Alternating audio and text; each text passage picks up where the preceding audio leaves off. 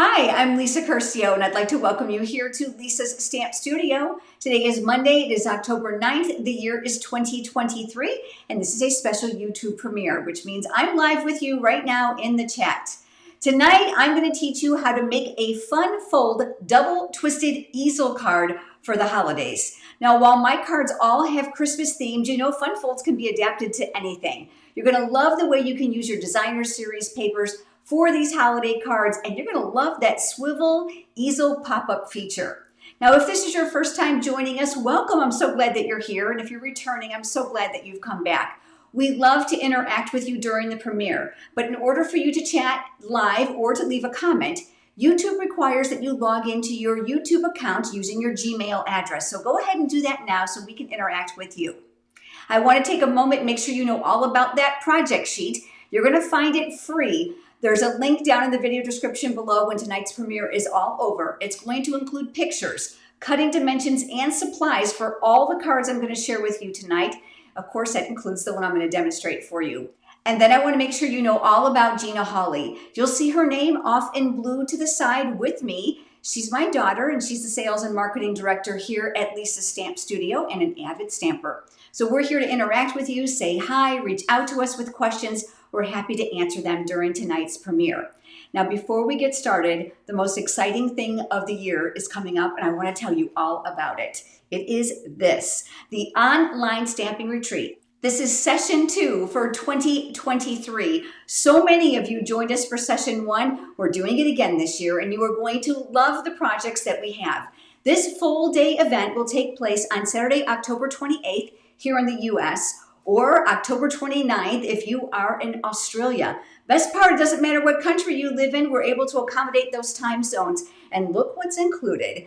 I have partnered with Gina, Bruno, and Kylie Bertucci. Kylie is the #1 demonstrator in Australia, and her husband, who's immensely creative.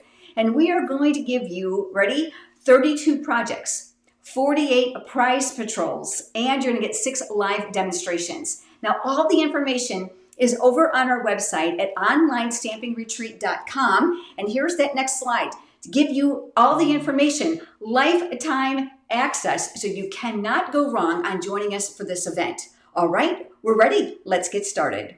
I'm using Poppy Parade cardstock because that coordinates with my designer series paper. Pro tip number 1, choose your designer series papers, and then with Stampin' Up, you're gonna love the color coordination, so you can just bring in that same color cardstock.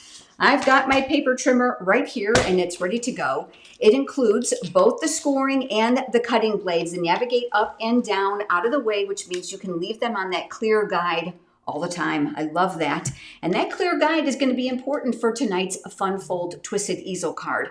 Now, you're going to also notice that this has an extendable arm on it. So if you're a scrapbooker or you like to do those larger 12 by 12 projects, this has got you covered as well. Now, one thing you're going to notice is there's a ledge here, and there's also one at the bottom. I can't do anything straight, so that thing is a lifesaver for me. The scoring dimensions for this are very, very simple. This is 5.5 by 8.5, and what we're going to do is score it at 4 1/4. So I'm going to line it up against that ledge here at the top, and I'll use that light blade, and we're going to score. Now I'm going to move it over to 5 3/4 of an inch, which is here, again, keeping it right along that ledge, and then we're going to score. What we're going to do now is we are going to rotate it once to the left. The area here at the top, and I know that's going to be difficult for you to see, is smaller than the area here at the bottom. And this is where we're going to make a slit and then do some scoring. Now for this, I'm going to bring in my pencil because I know it's hard for you to see. And I'm just going to go over that score line very lightly with my pencil mark so you can see it. You want to line up the left side of the cardstock at 2 3/4 of an inch. That, in essence, is half of the 5.5 inches. You're going to bring up the cutting blade. You see how I keep my finger here off to the side? And then I'm going to close the clear track. With the pencil line visible, all we're going to do is slide this down to that very first score line, and then we're going to lift. Now what we're going to do, and I'm going to bring in the pencil for you one more time. I'm going to kind of highlight that little score line or that cut line so you can see it. We are going to move the cutting blade down, and we are going to score from this corner point to the center here. Very simple. So I'm going to turn it on the diagonal, and this is where that clear cutting guide again comes into play. I can look right through the clear guide, and I can see my pencil mark and the crease and the tip. So I'm going to come down here and I'm going to line it up right there at that score line, and I am going to score. So I'm just pushing away from me. It doesn't matter if you push or pull. Then I'm going to do the exact same thing on this side. So once again, I'm navigating my paper, looking here and looking for the tip, and I'm looking to line those up the very best that I can. And what we're going to do is bring it down here to the crease. There's that pencil mark. And then I'm going to push and I'm going to score. So now you have a V. Now you're going to notice that I put a template for you in the free project sheet. That's going to make things a lot easier for you. I'm going to go ahead and use this and erase it. And you might be thinking, oh, that's a nice pencil. It sure is. Get lots of compliments on this pencil, and I want to make sure you know I have it linked for you on my website under Shop Craft Room Favorites. It is not a Stampin' Up! Product, but there's a link for you because I love this soft lead gray eraser. Works fantastic in your craft room. Now what we're going to do is we're going to use our bone folder, and we're going to come up on those crease lines. So there's one here that's in the center. So let's go ahead and let's just crease down on that. And that's going to fold this in half. So I'm just looking to align these areas here to make sure they're as even as possible. And we'll reinforce those with your bone folder. Don't overlook this tool. You're going to want that when you do fun folds. Very important. There's another crease line here that you'll recall that we actually stopped the slit on. So we're going to come back on that one, and we're going to crease it. So I'm looking here on the edge, and I'm looking here, making sure everything is nice and straight, because you know none of us scores or cuts perfectly, and we're going to go over that. Now what we're going to do with these is the upper left is going to come down. There's that diagonal line. So all you're going to do is come down on this. And again, in case you don't score perfectly like me, realign the bottom, and then just go over this again with your bone folder. Now we're going to do the same thing here. Top right is going to come down on that score line, and I'm looking to make sure that this is as even as I possibly can. Again, not perfect, right? And then we're going to go over that. So now you have what looks like this. Now there's panels that have to be added to this, but we need to work on the display of those panels before we can put the fun fold together. So I have two pieces of cardstock here, same color. This is Poppy Parade. And these are all measured exactly the same size for both sides, and you're going to find it's a perfect square, and all the cutting dimensions are inside your project sheet. The Designer Series paper, this is from Merry, Bold, and Bright. Lots and lots of fun. Double-sided, and don't you love this because it doesn't have a theme for the holidays, which means you can use it all year round. These two are going to get adhered together. And here's one reason why I love this project. These smaller squares of Designer Series paper are going to be fantastic to use up those smaller scraps that you've been saving. I don't know about you, but I saved them all, and it's going to work fabulous for this card. I'm looking to leave that border all the way around. Once I have it, I'm going to tack that down, and I'm going to do the same thing on this one. Now, if you're looking at that little mat underneath my paper, wondering what that is, that's also my lifesaver.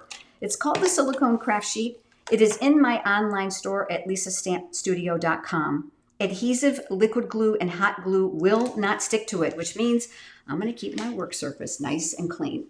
Now, one thing you need to know about these is these will eventually pivot for this twisted easel, and we have double pieces here. So let's go ahead and let's move that off to the side, and let's talk about some die cutting and stamping. This is scrap basic white cardstock, and I decided to use a bundle that I really thought been a lot of fun.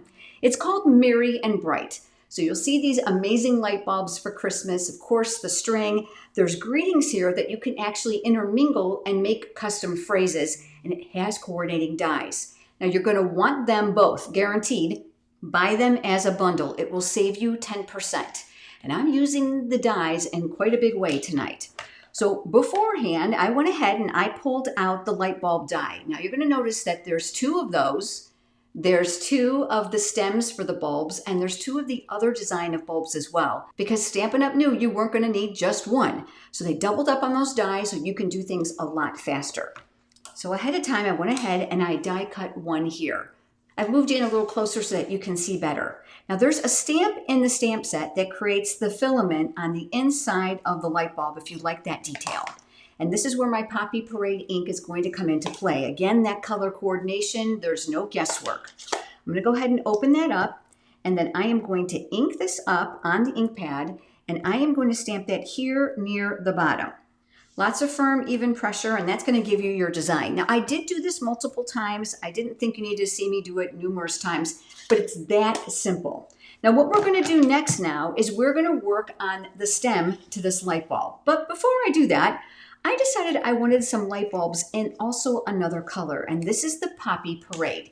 So I die cut another one, but you can see that the filament in this color is really not going to show really well. So I experimented and I loved what I came up with. I'm going to be using the white craft ink. Now, craft ink is a pigment ink, which means it's very slow to dry. It can be used with heat embossing, but I love when I use it independently because it leaves a chalky light finish, which is going to be perfect for this. I've cleaned the stamp off camera. I'm going to ink it up in that white ink. I'm going to move that out of the way, and then I am going to stamp that right down inside of here, and then we're going to lift. Now, this is going to need a few minutes for this to dry, so I have several of those as well. I also die cut the stem for the light bulb. Now, you might be looking at this thinking, is that designer paper? No, it's actually foil. This comes from the Melon Mambo and Granny Apple Green foil that I love for these types of projects. You can even die cut the light bulbs in that foils for a really fun, shiny look. Now, I'm going to use some liquid glue next, and that is going to be putting these two pieces together. Now, you'll see at the die, there's an empty section here to attach these, another brilliant move. But I love this precision glue applicator.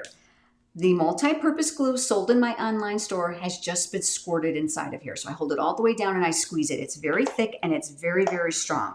Now, one of the reasons I love this bottle is because of the needle tip. Now, the rubber band was a YouTube viewer suggestion. Thank you so much for sharing your ideas with me. It helps immensely. I'm going to go ahead and shake that glue down, and I'm going to start it here in my silicone craft sheet because you remember I told you liquid glue, hot glue, and adhesive will not stick. Look how tiny I can get those. All I'm going to do now is literally drag that needle tip on the cardstock so I don't have it too thick, using my take your pick tool with that putty tip attachment, and I'm going to add that base right here to the bottom of the light bulb. Now, the one reason I love this tool is not only because it picks up, but I love the paper piercing tool attachment, and this dials out to include a stylus tool. So it's really versatile, one-time buy, and it includes the refill tip. So you're going to get that as well. Now, I'm going to let that dry, but as it dries, I want to talk to you about this. Never put your glue away yucky. Silicone craft sheet is fantastic for this. Wipe off that tip so it's nice and clean, and then use that silicone lid that comes with this bottle to cap it. You're going to store this horizontally, straight up and down inside your craft room. Now, as I mentioned, I had made several of these ahead of time, so you don't have to see me do the same thing repetitively. So I've got 3 of those, and I have 2 in the Poppy Parade. Now, they're going to be used in unique ways. So I'm going to push these off to the side and push those up. And let's go back to one of those squares. Now, I want you to keep in mind about the pivot. So if you're going to be using different images, I'm going to recommend that you make a little note that down here on one of them is where your image is going to have to go if it's going to be straight. It'll make more sense in just a second. So let's go ahead and let's take these little light bulbs and let's lay them here in an area where we think we want them to go. I like them at different levels because it looks a little bit more whimsical. I'm grabbing my dimensionals, brand new package. That means I've been doing a lot of stamping. And I'm going to take these and I'm going to flip it over. So I'm going to place one here and I'm going to place one here near the bottom. And I'm going to do the exact same thing now with this one. So one near the top and then one near the bottom. Once I have those in place, here comes that take your pick tool attachment, and I'm going to remove the paper backings to the dimensionals. I have very arthritic hands, so I find that this really eliminates the pulling for me, which is quite helpful. So I'm going to take this one, I'm going to put this up here on an angle, and then this one down a little bit lower. But I wanted to create a connection, and this is where the dies come into play. Look at this. This is one die with 2 different designs of wire for your lights. I've die cut one of the wires in the same grain foil. Now I know I want the curly part here at the middle, so I'm going to pick this up and I'm going to go down on one side. I'm going to bring that curly part to the center. Now this piece of paper is very thin, so it's quite pliable. And then I'm going to take this other end and I am going to go down. I'm grabbing my paper snips and I am just going to cut off the excess, but I'm not going to waste that. I'm going to save that. Now if you are concerned this is going to come out, you can see that it's not. But I want to give you a card making hack if you're worried about that at home. And this is where your glue dots come into play. So I'm going to peel this back to reveal one of the glue dots here, and I'm going to pick it up with my take your pick tool. Ball it up really small. Don't worry that it's not going to be sticky enough. It will be. Here, where the loop is, there's a slightly solid area, and I'm going to put that glue dot right underneath there where I want it, and I'm literally going to press it in place. Now, if you have any glue dot exposed, use that take your pick tool to your advantage and give it a little poke and hide it underneath there. Now you are assured this is not going anywhere, especially as it comes in and out of the envelope. Now let's talk about this one. We have another panel, and again, remember that these are going to swivel. So if you have an image that needs a direction, it's going to need to go here on the right, here on the left. So let's take this one and let's add a couple more dimensionals to this. But I thought, just light bulbs, as cute as they are, were maybe a bit boring. So then I umped things up a little bit more. And let me show you what we're going to do next. Removing those backings, this is going to go here on the right-hand side. Now I know it's offset, and I did that for a reason. Now let me grab a piece of scrap cardstock. And this is Poppy Parade scrap cardstock. Now I knew that if I stamped on top of here, it would be lost. So what I did is I used my Versamark ink, and I used 2 of the greetings from that stamp set I just shared with you. Now let me show it to you one more time. Remember I told you these are buildable, and that's exactly what I did. So I created a custom phrase for my card. Now anytime you're going to do some heat embossing, which is what I'm going to do with Versamark, you want to prepare the cardstock. That is so important. The Additions embossing toolkit is, as far as I'm concerned, probably the best deal you're going to get. And let me show you why. You're going to get this. This is an embossing buddy. This is an anti-static powder bag that's going to go over your cardstock. So I'm just lightly rubbing it. That's going to create an anti-static finish to the cardstock so that the powder you're going to pour over the Versamark does not stick where you don't want it. It works fantastic. So for this, I'm going to bring in that Versamark ink, and I want to make sure that my embossing powder is nearby and ready to go. And for this, I wanted to use white. Now here in the studio, I use these snappable containers for my embossing powder, and I do label them. Now this is about 6 jars of embossing powder with Stampin' Up. I do a ton of embossing. I love the snap-on lids because if I accidentally drop it, which I do, I don't have a huge mess and a huge waste. You get the little tiny tray that comes with the embossing toolkit, and you get one other thing, and that is this. These are reversible tweezers, and that's fantastic for holding those small pieces of cardstock. So you've got your paper prepped, you've got your Versamark, and you've got your powder nearby. You are ready to go. You need your heat tool close by as well. So I'm going to start with the word Mary. I'm inking it up in Versamark. Now this is also a watermark ink. So if I were to let it dry all by itself, it's going to look like tone on tone, which may be great for some projects, but not necessarily for this one. Cover up that Versamark ink. I've gotten stray powder inside there, and it's not fun. I'm using the spoon to help pour the powder over the top. That works great for me. I like this because if I want to switch to different colors, I can have different spoons, and when this gets terrible, I can just throw it away, and it's a little to no cost. Now it's just a matter of heat setting this. Now this is the Stampin' Up! Heat tool, which I love. Retractable stand, has venting here, so don't ever cover that with your hands. 2 speeds, so speed 1 is low, speed 2 is high. Love the speed 1 if you're just drying ink, like that white ink if you're in a hurry, or if you're using watercolor paper or even vellum. But speed 2 is going to be hot to set the powder. The tip is encased, which means it's going to retain the heat. When the gun is on, it's going to be a little loud, which is fine, but you're going to hold it relatively close to the paper. What's going to happen is that powder is going to turn into an enamel finish. Now I'm going to go ahead and turn it on now. And I know it's going to be a little challenging to hear, but I want to show you a little bit of what this looks like if heat embossing is new to you. Now, heat embossing is very popular around this time of year as we near the holidays because you can do this in silver, golds, coppers, whites, clears, you name it, you can get colors. I like to concentrate on one area at a time. Now, the reason it may look like it's taken so long is my gun is cold. But now that the gun is hot, wait till you see how fast this is going to go. The paper is conducting heat, and the nozzle is retaining the heat of the tool. Now, had I had a smaller piece of cardstock, this would be fantastic for using those scraps, and they're also great for adding small accoutrements to your cardstock. Now that this is cooled, this is where I'm going to come in with my paper snips. So I've got my scissors here, and this is just simple. So I'm going to cut this down and make it smaller. And I'm leaving a small margin of that Poppy Parade cardstock all the way around. I'm just kind of following the line of the box of the greeting. It doesn't have to be perfect, just cut it out. And we'll do the same thing now with this one.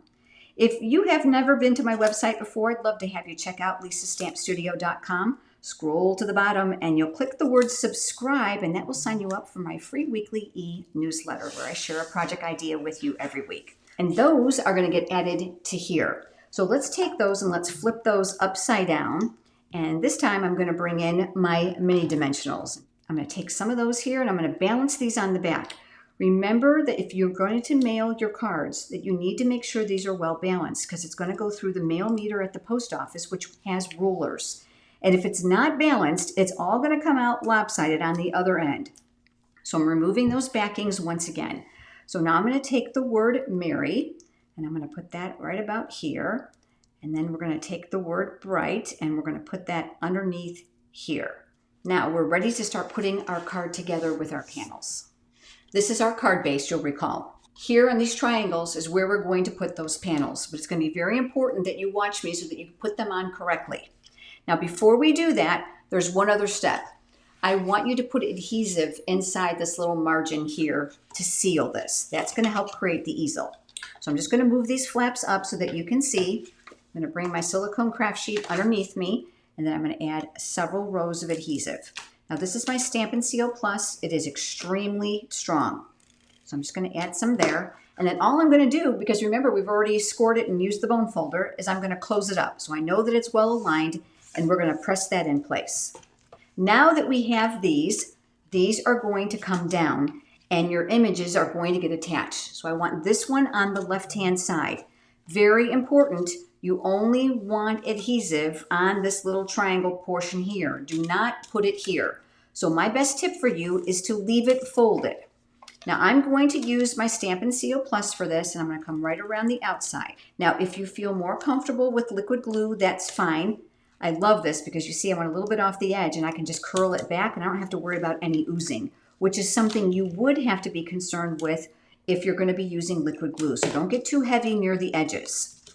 Now that that has adhesive on it, this is going to be down and we are going to line up the center and the bottom edge to here. So I'm just going to hold this and try to keep my fingers out of the way so that you can see. And you've got to make sure that the panel that I'm putting on the top is staying within the perimeter of the card base. That means here. And then I'm going to attach. When you're done, you should have this. Now we're going to work on this side. So I'm going to go ahead and turn this and make it easy for my hand. And I'm going to add adhesive here and here. And like I said, this adhesive is so strong, I know I don't have to go crazy by adding it to every inch. With this panel down, you're going to do the exact same thing. I am looking for this side of the cardstock to be even with this. Now, if you don't cut this right, this is going to overlap at the center, and that's not going to be good because then it won't create the double easel. So keep that in mind. I'm aligning it the best I can. I'm going to give that a push. So when I'm done now, it's going to look like this from the back. Now we've got to create something to hold all this in place. So at the top here, I thought it was a bit naked. So I'm going to bring in some designer series paper. So let's go ahead and let's flip that over, and I'm going to add some adhesive to the back side. I'm going to add this here near the top. Now I'm going to show you something. These are going to swivel in. See how they come down to make this flat, and then I am looking to create that margin. The great thing about the designer series papers with Stampin' Up is the package is color coordinated, so you can use a different print or even a whole different style inside the same package to coordinate with the other squares. Now on the back side of this card, we're going to create some designer series paper here as well. And this will make more sense in a minute because I wanted extra space for me to write or put a personal message. So I'm going to put mine on the back. I'm adding that same paper here at the top, looking to keep that margin. And then when I'm happy, we'll press that in place. Back to the front. This has got a swivel, but again, we've got to hold it up. And let me bring in a piece of basic white cardstock. Now again, the cutting dimensions are inside that project sheet. I'm going to add adhesive to the back side of this. I'm just working in small tabs because I know that this is very, very strong. These are going to flip down again, and this is going to come up, which is going to make it easier for you to do. And I am looking once again to keep that margin all the way around about the same. And then once I'm happy with it, we'll just go ahead and press. This is where I'm going to build. Now, if you choose to be able to write on here, you can, but I'm going to also show you some other samples to give you some alternatives. This is where these two light bulbs are going to come into play. So let's get them ready by flipping them over, and we're going to use some of those dimensionals again. And once again, you're going to put them near the top and the bottom on each of these pieces. You want to make sure they're well balanced. Go ahead and remove the paper backings. And now we're going to get these positioned on here. You're going to want to make sure that you have this going the way you want it to land.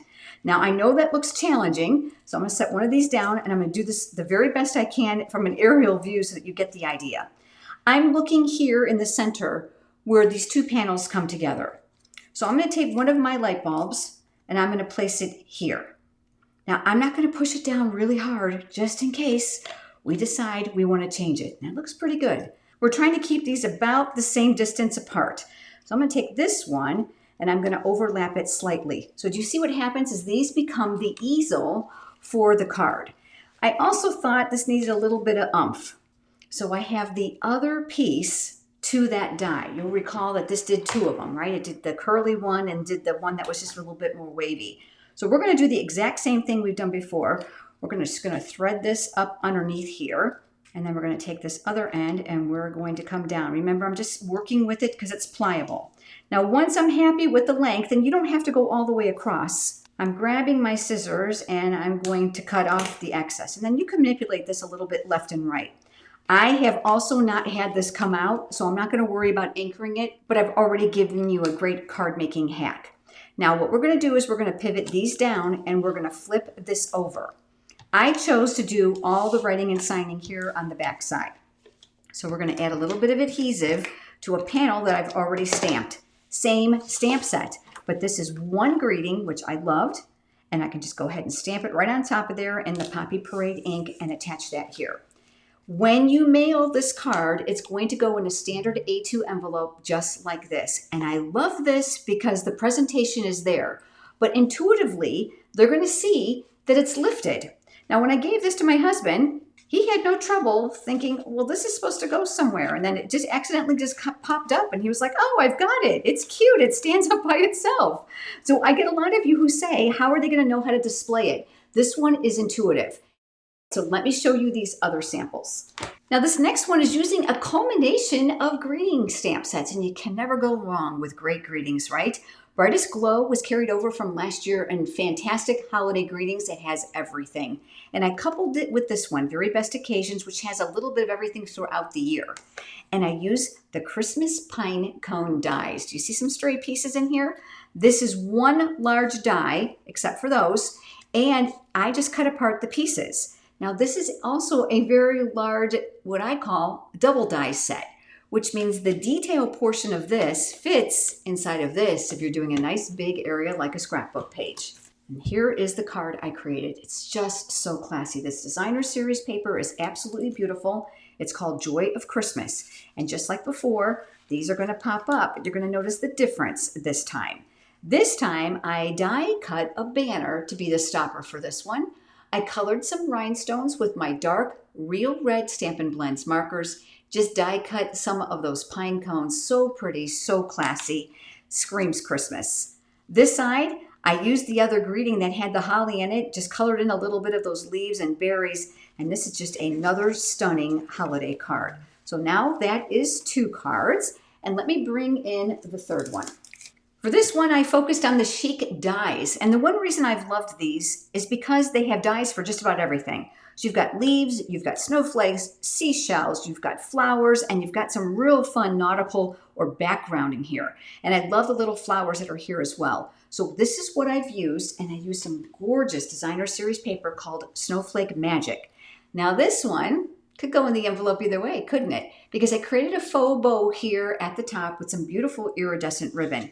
But these panels, once again, are going to pop up and they're going to fit behind the stylist shape stitched square. All I did was put this on the diagonal. I stamped my greeting in the Lost Lagoon ink, which coordinates with that gorgeous designer series foil, added some embellishments to my snowflakes. Now this one on the back side, same thing. I left some room here for my sentiment and a place for me to sign.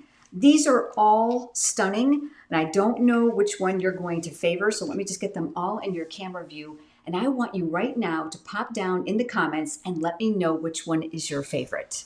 Now, as always, your feedback is very important to me, so please shout out and let me know which one you prefer and why, and what stamp set are you going to use and what designer series paper.